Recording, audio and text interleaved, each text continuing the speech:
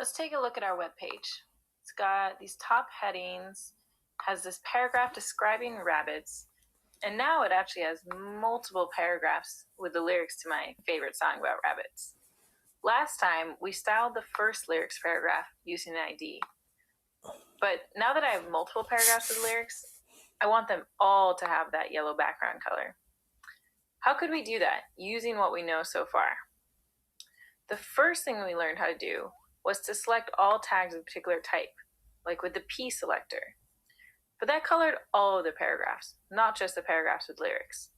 We need something more specific. Well, then we learned how to select tags with a particular ID, like selecting the paragraph with the rabbit song ID. Just the same thing, hash P. But that only selected the first paragraph.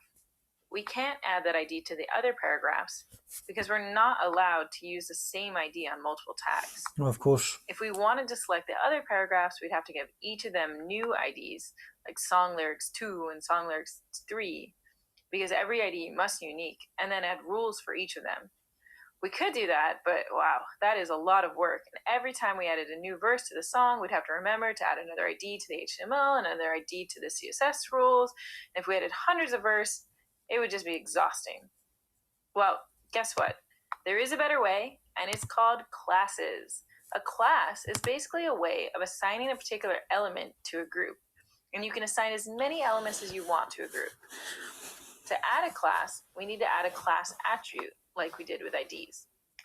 First, I'll just delete this ID since I'm going to replace it. And now I've got my cursor in the start P tag. I add a space and write class equal quotes.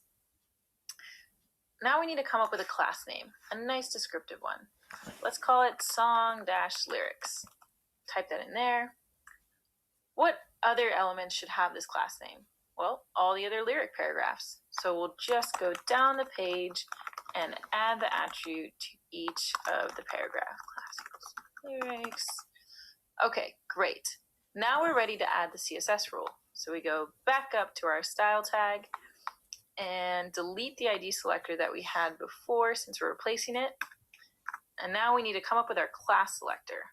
Well, to start a class selector, we use a period, a dot, and then we write the class name after it, song-lyrics, and then just like always, curly braces, property, colon, value.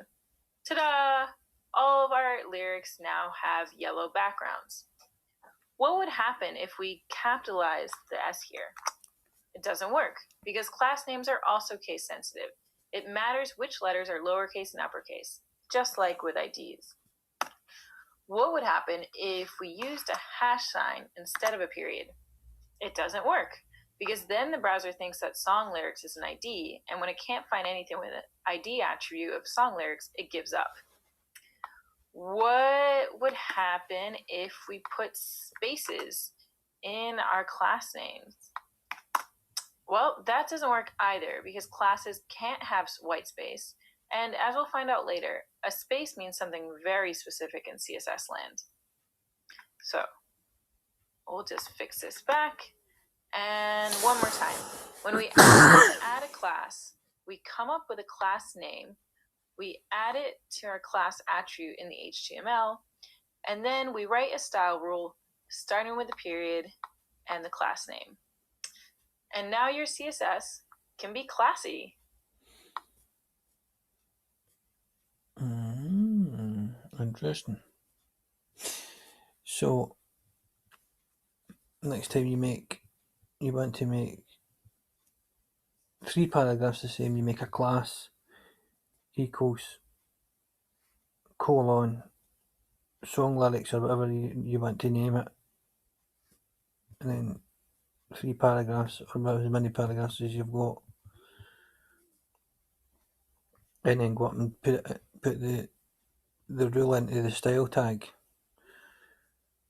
which is song lyrics here, but whatever you've named it, you need to make it the same in lowercase, lowercase, lowercase, lowercase, always lowercase.